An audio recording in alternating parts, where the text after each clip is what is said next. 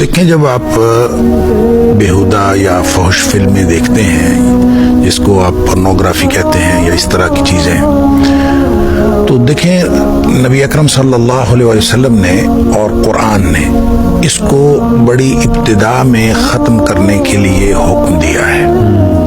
ایک ہے بدکاری کا راستہ، اس راستے کو بند کرنے کا حکم دیا ہے۔ صحیح۔ مثلاً قرآن نے یہ نہیں کہا کہ بدکاری نہ کرو، زنا نہ کرو، یہ نہیں کہا۔ یہ کہا ہے کہ وَلَا تَقْرَبُوا الزِّنَا، زنا کے قریب نہ جاؤ، اور اِنَّهُ كَانَ فَاحِشَةً وَسَاءَ سَبِيلًا، راستہ برا ہے، جی ہاں، راستہ بے حیائی کا راستہ اور بہت برا راستہ ہے۔ اب ظاہر ہے اس کا مطلب یہ ہے کہ جس کو قرآن نے راستہ کہا ہے، تو اس کا مطلب یہ بہت ساری برائیوں کا راستہ کھولتا ہے، بالکل صحیح۔ اور یہ راستہ ہے، اور اس سے آگے پھر جو اصل منزل ہوگی وہ کتنی بری ہوگی کہ اگر یہ راستہ ہے تو اس لیے میرے خیال میں جب قرآن نے اس کو یہ راستہ کہہ دیا اور اس کو شروع میں ہی بند کرنے کا حکم دے دیا، تو اس کا مطلب ہے یہ بہت ساری برائیوں کا اور صرف کسی ایک فرد کی تباہی کا نہیں بلکہ نسلوں کی تباہی کا یہ مجھے بن سکتا ہے۔ اس لیے قرآن نے اس کو اس طرح سے کہا۔ پھر اس طرح کے جو انفرادی اعمال ہیں اس کو نبی اکرم صلی اللہ علیہ وسلم نے زنا کہا ہے، بدکاری کہا ہے۔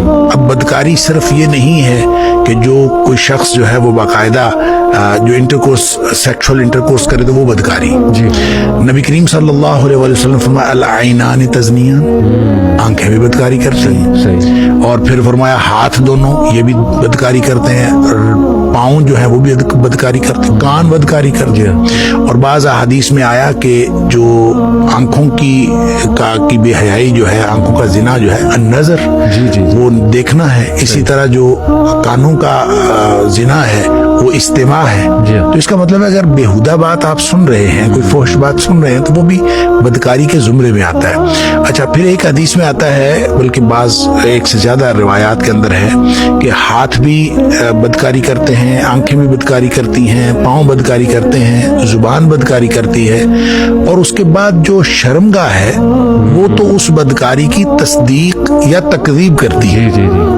اس کا مطلب یہ ہوا کہ سب کچھ پہلے ہو چکا ہوتا ہے، یعنی بدکاری کے سارے اعمال وہ پہلے ہو چکے ہوتے ہیں، شرمگاہ تو تکذیب یا تصدیق کرتی ہے۔